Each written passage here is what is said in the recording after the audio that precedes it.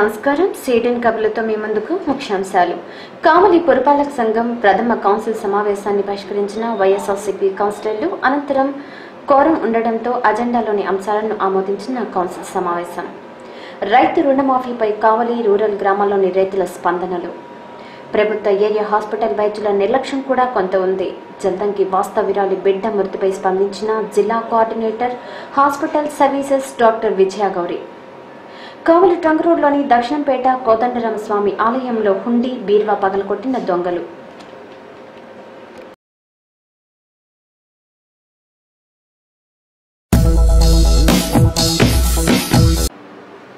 కావలి పురపాలక సంఘం కౌన్సిల్ సమావేశం మంగళవారం ప్రారంభం కాకపూర్వమే వైఎస్ఆర్సీపీ కౌన్సిలర్లు సమావేశ మందిరానికి చేరుకుని మున్సిపల్ కమిషనర్ కు అర్జీ ఇచ్చి వాకౌట్ చేశారు.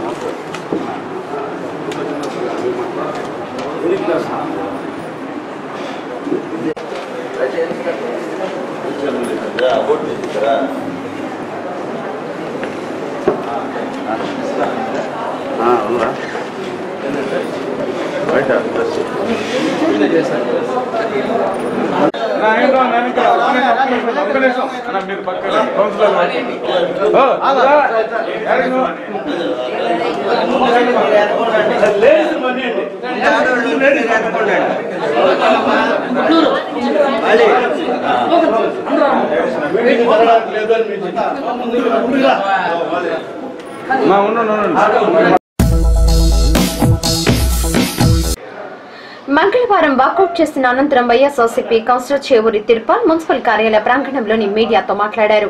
కావలి మున్సిపల్ చైర్మన్ ఎంపిక అప్రజాస్వామిక పద్ధతుల్లో జరిగిందని, అందుకు నిరసనగా కౌన్సిల్ సమావేశాన్ని వైఎస్ఆర్సీపీ కౌన్సిలర్లందరూ బహిష్కరించామని అన్నారు.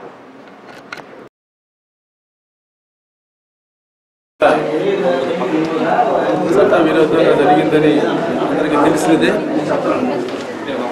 మా పార్టీ విప్పు గారు వాళ్ళకి విప్పు జారీ చేసిన ఆ జారీని కూడా వాళ్ళు రిసీవ్ చేసుకొని వెంటనే వాళ్ళు అవతల పార్టీ వాళ్ళతో టీడీపీ వాళ్ళతో గుమ్మక్కయ్యి ఇండిపెండెంట్గా పోటీ చేయడం, చైర్మన్ ఎన్నికలు గెలుచుకోవటం చట్ట విరుద్ధమని అందరూ తెలిసిన విషయం ప్రజలందరికీ కూడా.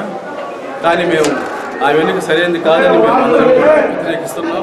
ఈరోజు వైఎస్ కాంగ్రెస్ పార్టీ తరఫున అందరం కూడా వ్యతిరేకిస్తూ మా మీటింగ్కి వ్యతిరేకిస్తూ మేము అందరం బాయ్కాట్ చేస్తున్నాం. కావలి మున్సిపల్ కౌన్సిలర్ల ప్రథమ సమావేశంలో సాయిబాబాపై హాజరైన తెలుగుదేశం కౌన్సిలర్లందరి చేత చైర్పర్సన్ శ్రీమతి పోతుగంటి అలక్య మంగళవారం ప్రమాణం చేయించి సమావేశాన్ని ప్రారంభించారు.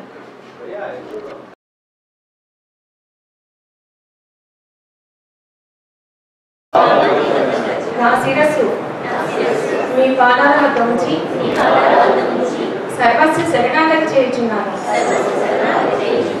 ఏది మంచో ఏది చెడో నాకేది తెలియదు. నాకేది ఇవ్వాలో సర్వజ్ఞుడైన నీకే బాగా తెలుసునని నాకు తెలుసు.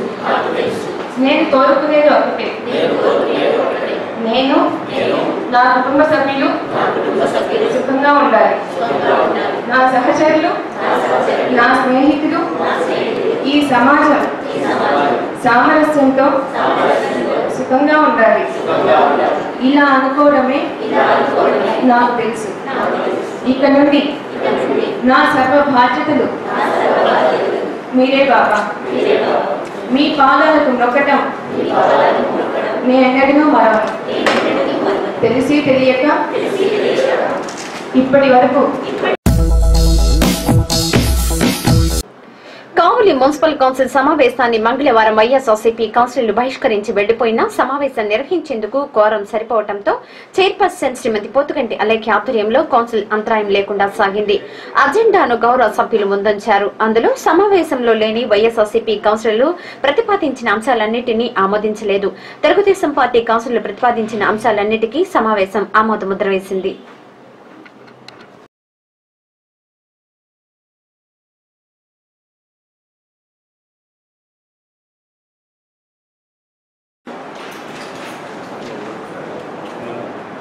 వైఎస్ఆర్సీపీ కౌన్సిలర్లు అదేవిధంగా మన ఎమ్మెల్యే గారు మన కావలికి సంబంధించి మొట్టమొదటిసారి డెవలప్మెంట్కి సంబంధించి మనం సమావేశం ఏర్పాటు చేస్తే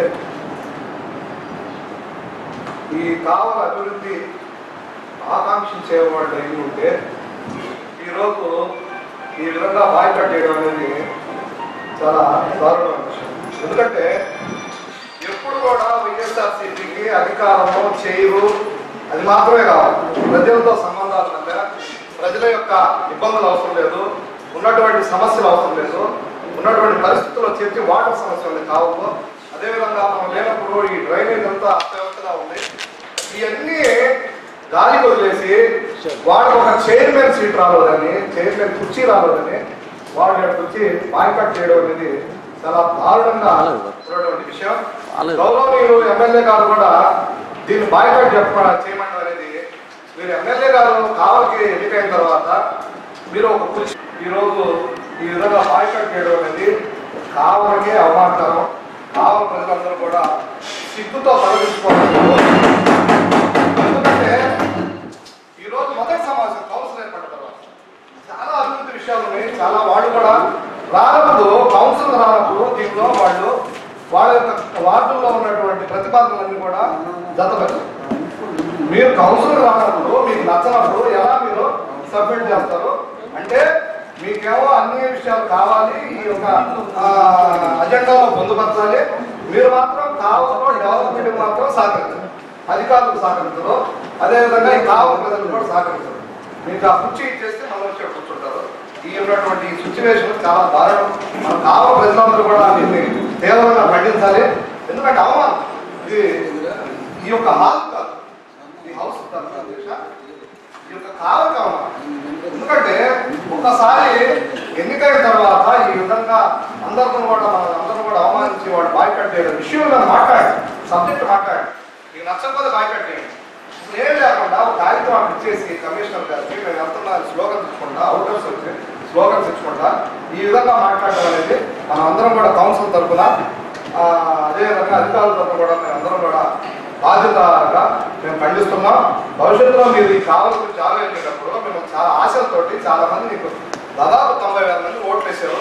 మీరు కావలి గురించి అభివృద్ధి గురించి ఆలోచించకుండా సీట్ కోసం ఆలోచిస్తుంటే ఈ విధమైనటువంటి సిచ్యువేషన్లో మీరు కావలి డెవలప్మెంట్ పేపర్లో చూశాను. పేపర్లో నేను అభివృద్ధి చేస్తాను, అందరితో సహకరిస్తాను, చైర్మన్తో కూడా మాట్లాడానని చెప్పి మీరు ప్రెస్లో ఇచ్చి ఈరోజు అదే చైర్మన్కి వాల్యూ ఇవ్వకపోతే కావలి కౌన్సిల్ సమావేశంలో కావలి పట్టణంలోని రామరెడ్డిగుంట హిందూ శ్మశాన వాటిక ఆధునికీకరణ అంశం విషయాన్ని మంగళవారం కమిషనర్ అన్నాప్రగడ భానుప్రతాప్ గౌరవ సభ్యులకు పవర్ పాయింట్ ప్రజెంటేషన్ ద్వారా విశదీకరించారు. సమావేశం ఆమోదించింది. గార్బేజ్ కలెక్షన్స్ కి ఆటోలు ట్రాక్టర్స్ వాడుతున్నాం. ఈ ఆటోలు ట్రాక్టర్లు ఆయిల్ కన్జంప్షన్ కానివ్వండి, లేదు మెయింటెనెన్స్ రూపాయల వాటికి వచ్చే రిపేర్లు కానివ్వండి చాలా ఎక్కువ ఖర్చుతో కూడుకొని ఉన్నాయి. ఈ పుష్కాట్ ఒక్కొక్కటి సుమారుగా ఆ లోపల బకెట్స్ కాకుండా ఓన్లీ ఆ స్ట్రక్చర్ వరకు 15,000 రూపాయలు ఖర్చు అవుతుంది. ఒకసారి ఆ పుష్కాట్ మనం పర్చేజ్ చేసామంటే దాదాపు 10 నుండి 15 సంవత్సరాల కాలం పాటు ఎలాంటి రిపేర్లు లేకుండా, ఎలాంటి మెయింటెనెన్స్ లేకుండా మున్సిపాలిటీకి సర్వ్ చేస్తుంది. ఒక్కొక్క పుష్కాట్ రోజు 200 హౌస్ హోల్డ్స్ కవర్ చేస్తుంటుంది. కాబట్టి టౌన్లో ఉన్నటువంటి 16,000 హౌస్ హోల్డ్స్ కనుక మనం తీసుకుంటే మనకి ఒక 80 వరకు పుష్కాట్స్ అవసరపడతాయి. ఆ పుష్కాట్ ఒక మహిళ కానీ, ఒక మెన్ కానీ, విమెన్ వర్కర్ కానీ మూవ్ చేయడానికి వీలుగా ఉంటుంది. దీంతో పాటుగా మనం ఇప్పుడు పెట్టినటువంటి నగర దీపిక అనేటువంటి వారిని డ్వాక్రా సంఘాల్లో నుంచి మనం సెలెక్ట్ చేసుకుంటాం. వీరికి యాక్చువల్గా ఈ రోజున రోజుకు 100 రూపాయలు అంటే మినిమం వేజ్ కూడా మెయింటైన్ అవ్వట్లేదు. వాళ్ళకి గౌరవ వేతనం అది. వాళ్ళు చేసే పని ఒక రిజిస్టర్లో, ఇలాంటి రిజిస్టర్లో ఆ 200 మంది హౌస్ హోల్డ్స్ పేర్లు రాసుకుంటారు. రాసుకొని చంద్రబాబు నాయుడు రుణమాఫీ చేయడం సంతోషకరమని బుడగుంట గ్రామానికి చెందిన బాల అంకయ్య పేర్కొన్నారు. చిన్న సన్నకారు రైతులకు రుణమాఫీ ఉపయోగపడుతుందని అన్నారు. బుడమగుంట సన్నకారు రైతు నేను. ఈరోజు ముఖ్యమంత్రి నారా చంద్రబాబు గారు తీసుకున్న నిర్ణయం చిన్న సన్నకారు రైతులకు చాలా ఆశాజనకమైన విషయం, చాలా గొప్ప విషయం కూడా. రైతు అనేవాడు అప్పుల్లో పుట్టి అప్పుల్లో చేస్తున్న ఈ రోజుల్లో చంద్రబాబు నాయుడు గారు తీసుకునే నిర్ణయం చాలా గొప్పగా ఉపయోగపడుతుంది. మరీ ముఖ్యంగా సన్నకారు చిన్నకారు రైతులకు 1,50,000 రూపాయల రుణమాఫీ అంటే చిన్న పెద్ద సన్నకారు రైతులకు చాలా మంచి కార్యక్రమంగా మేము అందరం కూడా సన్నకారు రైతుగా నాకు చాలా సంతోషాన్ని కలిగిస్తుంది. మున్ముందు కూడా ఇలాంటి కార్యక్రమాలు చంద్రబాబు నాయుడు గారు ఎన్నో చేస్తారని చెప్పని అటు పక్క నవ్యాంధ్ర రాజధానిని కూడా మంచి పెద్ద మనసుతో ఆలోచించి చేసి మంచి సింగపూర్ లాగా చేయగలడని చెప్పని మనసా వాంఛ కోరుకుంటూ ప్రభుత్వం రైతులకు రుణమాఫీ ప్రకటించడంతో పలువురు లబ్ధి పొందుతున్నారు. ఈ సందర్భంగా కావలి పట్టణం పాతూరుకు చెందిన కోరపాటి వెంకట రమణారెడ్డి మాట్లాడుతూ నిజమైన రైతుల కంటే ఇతర వ్యాపారాలు చేసుకుంటూ రైతులుగా చలామణి అవుతున్నారని, ఈ రుణమాఫీతో లబ్ధి పొందుతున్నారని అన్నారు.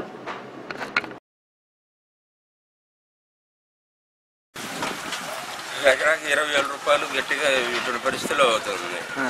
కాబట్టి దానికి కొంతమంది ఏంటంటే ఒక్కొక్కరి మీద రుణం లక్షలు తీసుకొని ఉన్నారు. దాని మీద అంటే ఎకరాలను బట్టి సాధారణంగా ఇస్తే దానివల్ల ఉపయోగం ఉంది. కాకుండా కొంతమంది వ్యాపార మూలంగా ఎక్కువ అమౌంట్ ఒక ఎకరం ఇచ్చి ఏదైనా లక్షలు తెచ్చుకొని బంగారం ఏదో ఒక పెట్టి దాని మీద తెచ్చుకున్న దానివల్ల వాళ్ళకి ఇలా ఆదాయం కానీ రైతులకి ఉపయోగం. ఇప్పుడు 1,50,000 వరకే అన్నారు కదా, 1,50,000 వరకు అయినా కూడా ఏంటంటే ఎకరాల తమాషా ప్రకారం రైతుల ఉపయోగం ఉంది. కానీ ఏంటంటే వ్యాపార మూలకంగా చేసుకునే వాళ్ళకి గోల్డ్ పెట్టేసి ఏదో దాని మీద ఎక్కువ అమౌంట్లు తీసుకున్న రైతు రుణ మాఫీపై రామరెడ్డి మాట్లాడుతూ 2 ఏళ్లుగా పంటలు పండక ఆవేదన చెందుతున్న రైతులకు రుణమాఫీ ఊరట ఇచ్చిందని అన్నారు.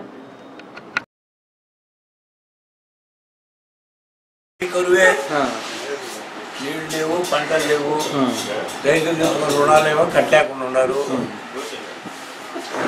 అవి మాపై మళ్ళా డబ్బులు ఇస్తే కానీ రైతులు ఏడు సాగు చేయలేదు. అది వర్షాలు లేవు. రుణమాఫీ వల్ల రైతులకి చాలా ఇబ్బందే కదా. పంటలు లేకపోయా,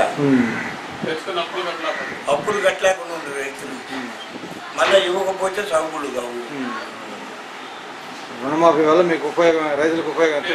అయితే రుణమాఫీలు మొత్తం తీసేస్తామన్నారు కదా, అయితే 1,50,000 వరకే డెడ్ లైన్ పెట్టినారు. అదే 1,50,000 వరకు లోపల తీసుకున్న వాళ్ళకి వరకే ఇస్తామన్నారు. అది దాని పరిస్థితి. 1,50,000